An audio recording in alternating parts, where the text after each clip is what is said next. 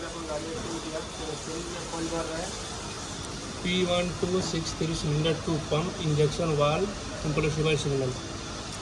अब ये गाड़ी में कौन सा इंजन है, इंजन देखो, ये है PD इंजन।